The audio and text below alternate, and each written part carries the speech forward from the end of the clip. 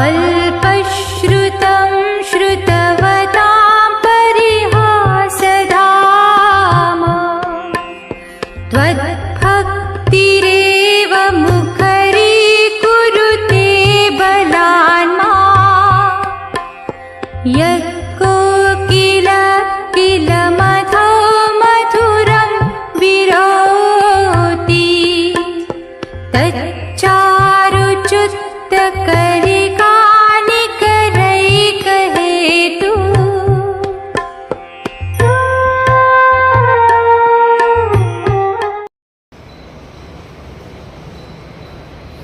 आदिमं पृथ्वीनाथ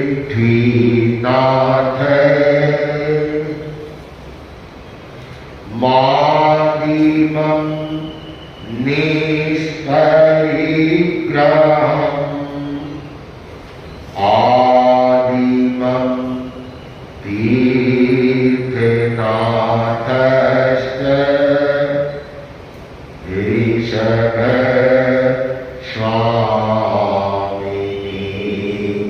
नमः ऋषभ स्वामिने नमः। योगादि देव प्रभु ऋषभ की चरणों में भाव भरा वंदन। महातपस्वी महामनस्वी आचार्य श्री महाश्रवण जी के श्री चरणों में भाव भरा वंदन। भक्तामर प्रवचन माला में सहभागी श्रावक श्रावी भाई अपने प्रभु के प्रति ईश्वर के प्रति श्रद्धा पूर्वक प्रेम समर्पण का नाम भक्ति होता है। जो अपने प्रभु के प्रति सर्वात्मना अपने आप को समर्पित कर देता है, अपना सब कुछ न्योछावर कर देता है, उनके चरणों में प्राण प्रण अर्पित कर देता है, वह भक्ति कहलाती है। ईश्वर का चिंतन, ईश्वर का मनन, उनके गुणों का स्तवन, ये सारे के सारे भक्ति के मार्ग से जुड़े हुए हैं। जहां काम, क्रोध, मद, लोभ आदि जितनी भी सांसारिक प्रवृत्तियां हैं, वे सांसारिक प्रवृत्तियां का समन हो जाता है और वह भक्त अपने उस भक्ति के रस में इतना डूब जाता है कि उसे अनिर्वचनीय आनंद की उसे अनुभूति होती है। यह सभी धर्म और दर्शनों में इसे स्वीकार किया है। भगवत गीता में भी इन तीनों को स्थान दिया है, ज्ञान योग, भक्ति योग और कर्म योग। तो भक्ति का संबंध सभी से है। भक्ति योग का कहना चाहिए ईश्वरीय चिंतन के साथ में कहना चाहिए योग बनता है। ईश्वर के प्रति श्रद्धा समर्पित होना। नारद मुक्ति स्तोत्र है, उसमें उल्लेख किया है सात्वस्मिन् परम प्रेम स्वरूपा अमृत स्वरूपा च, अर्थात ईश्वर के प्रति परम प्रेम जो अमृत के समान फलदायी है वह भक्ति है। सांडिल्य भक्ति सूत्र में उल्लेख किया गया है कि ईश्वर में परम अनुरक्ति को भक्ति कहते हैं। ईश्वर के प्रति अत्यंत गहरी निष्ठा प्रेम की अनुभूति की अभिव्यक्ति है, वह भक्ति कहलाती है। आचार्य मार्तुंड ने भी अपने प्रभु ऋषभ की भक्ति का संकल्प किया और भक्ति के सहारे उन्होंने अपने आप को तैयार किया, अपने आप को तोला और तोल करके बुद्धि से देखा तो बुद्धि, मेरी तो बुद्धि अल्प है, लेकिन भक्ति का संवेग है वह कहीं मेरे में कम नहीं है, कहीं कम नहीं है। अरे जितनी मेरी बुद्धि है, क्षमता है, उससे ज्यादा मेरी में भक्ति है। तो क्यों न मैं बुद्धि को एक तरफ करूं और भगवान की स्तुति करूं। संवेग एक ऐसा संवेग आया और अब यहां पर चिंतन कर रहे हैं आचार्य मार्तुंड और इस भक्तामर स्तोत्र के छठे काव्य में वे उल्लेख करते हैं। अल्प श्रुतम श्रुतवता परिहास धाम, अल्प श्रुतम श्रुतवता परिहास धाम, त्वद्भक्तिरेव मुखरि कुरुते बलामा, त्वद्भक्तिरेव मुखरि कुरुते बलामा,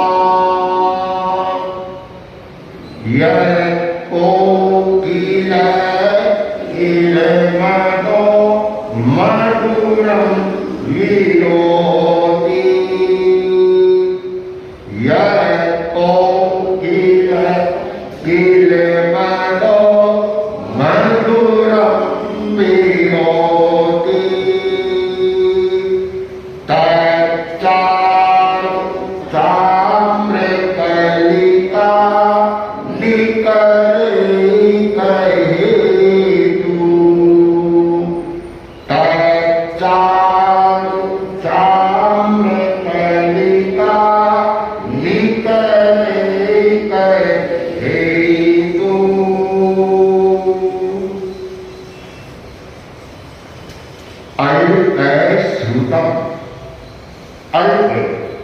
यानी कम, श्रुत अर्थात ज्ञान।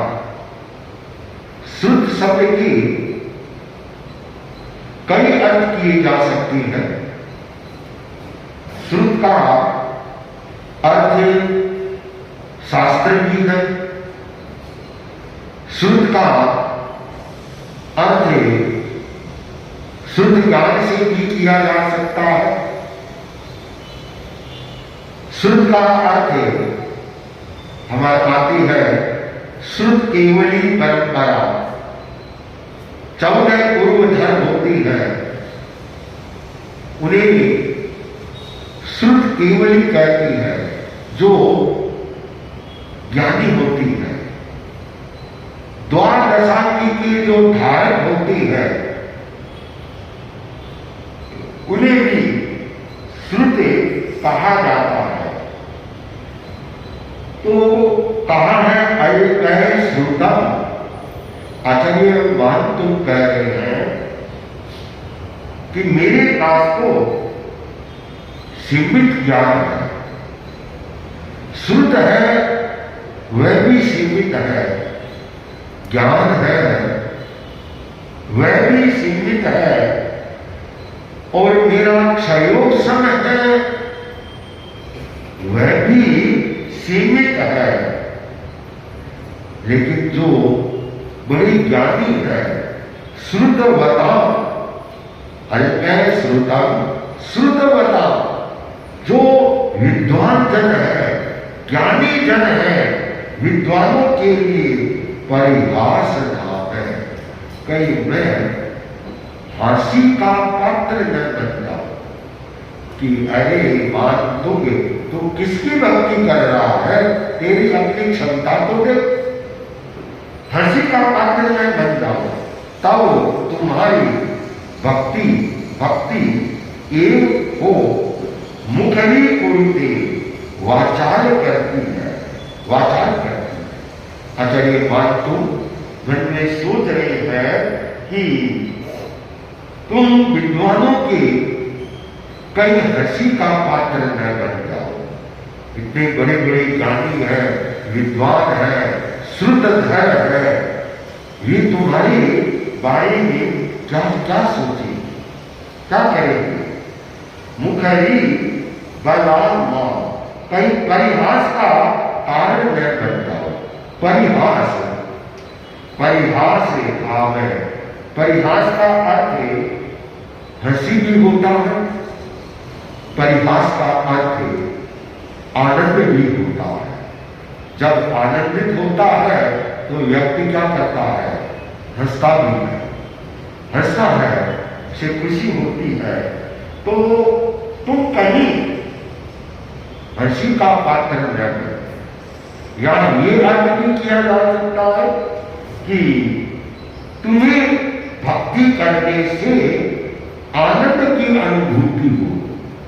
क्यों कि जो ज्ञानी होते हैं, यदि अच्छा ज्ञानी है, श्रुतधर है, तो वह कभी भी दूसरे की या कम ज्ञानी की वह हंसी नहीं उड़ाएगा, हंसी नहीं उड़ाएगा, कभी भी उसका परिहास नहीं करेगा। तो यह हो सकता है आनंद के संदर्भ में यह हो। तो ज्ञानी एक सभ्य व्यक्ति भी होता है, वह मजाक नहीं उड़ाता है। क्यों? स्वयं मानव तो कह चुकी है कि प्रभु मैं आपकी भक्ति कर रहा हूं बाल होकर, मेरे में ज्ञान नहीं है, मैं तो बालक की तरह हूं। तो बालक कोई भी कार्य करता है, चपलता से कोई भी कार्य करता है, तो उसकी हंसी नहीं उड़ाई जाती, बल्कि उसके अभिभावक को भी आनंद आता है कि मेरा बच्चा है, बालक है, देखो कैसा बाल क्रीड़ा कर रहा है। बड़ा अर्थात बलपूर्वक मांग मुझको यह जो कि प्रभु मैं आपकी भक्ति कर रहा हूं। क्यों कर नहीं रहा हूं? मेरे से हो रही है, कराई जा रही है। कैसे? बहुत सुंदर कितना सटीक उदाहरण दिया कि यह कोकिल किल वर्गो, यह जो कोकिल कोयल किल निश्चित रूप से मधु वसंत ऋतु में मधुरम मीठा विकरोती बोलती है, बोलती है। बसंत ऋतु आती है तो कोयल कुकुहाती है, बोलती है, और उसकी बोलने के तरीके को सबको अच्छा लगता है कि देखो कोयल कितनी मीठी मधुर बोल रही है। लेकिन कोयल बोलती नहीं है, उसको बुलाया जाता है। क्यों कि तत्चारु चाम्र कलिका, उसका सुंदर गला कब होता है कि जब वह आम की मंजरी कलिका निकल एक हेतु वह मंजरी आपकी मंजरी के समूह को देखती है या उसे खाती है, तब उसके स्वर है वो और मधुर हो जाती है और सुरीले हो जाती है और वह कुहुआती है। तो वैसे ही प्रभु कोयल आम्र मंजरी खाने से कुहुआती है, वैसे ही मैं अल्पज्ञ हूं, शास्त्रों का जानकार नहीं हूं। ऐसा बात नहीं, ज्ञानी नहीं थे, मान तो बहुत ज्ञानी थे, लेकिन 14 पूर्वधार उनकी अपेक्षा से उनके पास कम था। तो प्रभु भक्ति में बल होता है और मैं आपकी भक्ति कर रहा हूं।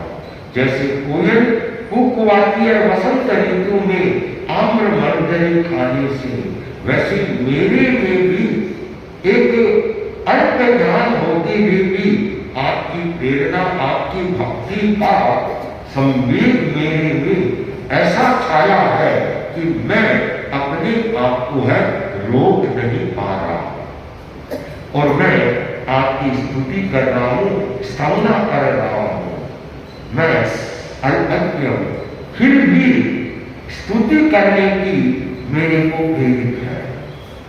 आचार्य महंत संवेगों की शक्ति को जानते थे और उसकी सीमा को भी जानते थे।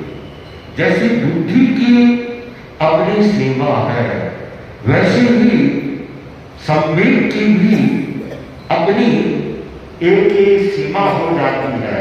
वहां आगे चल करके संवेग है वह काम नहीं करता, वहां आगे भक्ति काम करती है। तो संवेग की स्थिति जब आती है तो संवेग प्रबल होता है और इसको कल मैंने संवेग को बहुत अच्छी तरह से विस्तार से आप लोगों को समझाया था कि संवेग की भी एक सीमा होती है। भारवी नाम का एक संस्कृत का बहुत बड़ा विद्वान था और महाकवि भारवी के ग्रंथ आज भी पढ़े जाते हैं। तो भारवी जब मृत्यु सज्जा पर था तो एक श्लोक की रचना की और अपने पुत्र को दिया कि बेटा कभी भी तुम्हारी जिंदगी में आर्थिक संकट आए तो इस श्लोक को बेच देना और इसकी कीमत है वह 1 लाख। अब एक श्लोक में 4 चरण होती है और कीमत 1 लाख। बहुत महंगा कि हाँ, लेकिन ऐसे नहीं बेचना है। जब तुम्हारी कभी भी आर्थिक परिस्थिति आ जाए, तुमको पैसों की जरूरत हो, तब इसे बेचो। भारवी देवी के लड़के भी पिता की आज्ञा को शिरोधार्य किया। पिताजी एक्सपायर हो गए, बहुत वर्ष निकल गए और एक बार ऐसी परिस्थिति भी आ गई, पैसों की जरूरत थी, तो उसे पिता के द्वारा दिया हुआ श्लोक याद आया। उसे एक पट्टिका के ऊपर लिखा और ये हाट बाजार लगती थी नेपाल में, तो पता नहीं बिहार में आज भी खूब लगते हैं, हाट लगती है, वहां माल बेचा जाता है। हाट बाजार में बेचने के लिए गया और लोग आते हैं, देखते हैं, पढ़ते हैं। श्लोक सुंदर था, कीमत 1 लाख, सुनकर सब पीछे हट जाते। उस जमाने में यह व्यवस्था थी, जो हाट बाजार में माल बेचने के लिए आता है, उसका माल नहीं बिकता है तो शाम को राजा उसको खरीद लेगा। राज के कर्मचारी आते हैं और माल खरीद लेते हैं। तो भारवी के लड़के ने भी वह राजा को बेच दिया और 1 लाख रुपये उसको मिल गए। राजा के सामने वह श्लोक आया। राजा ने कहा ये क्या, 1 श्लोक का 1 लाख रुपये, कि चलो अपनी व्यवस्था है, रख लो। राजा भी अच्छा ज्ञानी था, उसने कहा चलो 1 लाख रुपए इसकी कीमत दी है, तो इसको एक फ्रेमिंग कर दो और मेरे महलों में लगा दो। राजा ने उसको फ्रेमिंग करके महलों में लगा दिया। एक बार राजा कहीं टूर पर गया हुआ था और कई दिनों के बाद वह महलों में आया। तो महलों में आया तो रात हो चुकी थी। तो उसने एक कर्मचारी जगह किसी को जगाना नहीं, मैं सीधा महलों में ही जाता। और राजा अपने महलों में गया। जैसे राजा का महल आया, पास से गुजर रहा था, तो खिड़की से अपनी रानी को देखा और देखा रानी किसी नौजवान युवक के साथ सोई हुई है। तो राजा को गुस्सा कि मेरी रानी मेरी अनुपस्थिति में पर पुरुष के साथ सोई हुई है। और गुस्से में आकर हाथ में तलवार ली और रानी को मारने के लिए दौड़ा कि रानी और वो आदमी दोनों को मारेगा। जैसे मारने लगा, सामने ये श्लोक आ गया। श्लोक में लिखा हुआ था, सहसा विरहित क्रिया विवेक परमा पदा पदम विरहे ही विस्मृश्यतारीणम गुण लब्धा स्वमेव संपद। श्लोक में लिखा था कि सहसा विरहित क्रिया, कोई भी कार्य सहसा नहीं करना चाहिए, संवेग में आकर गुस्से में आकर नहीं करना चाहिए। विवेक कर्मा पदम पदा पदम, कि अपने विवेक से काम में लेना चाहिए। विवेक शून्यता से किया हुआ कार्य विपत्ति में डाल देता है। विनति ही विस्मृश्यतारीणम गुण लोब्धा स्वमेव संपद। अर्थात इसके विपरीत जो व्यक्ति सोच विचार करके चिंतन करके गुणों की ओर आकृष्ट होकर के कार्य करता है, तो लक्ष्मी भी उसका चुनाव करती है, वह करती है। तो राजा उठा, रानी को जगाया। रानी उठी, अचानक रात को राजा को देखा कि आप कब आए। पूछा कि बस अभी आया हूं, ये कौन सोया हुआ है।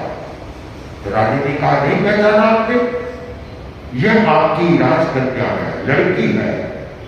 आज इसने रात्रि में अभिनय किया था और यह राम बनी थी।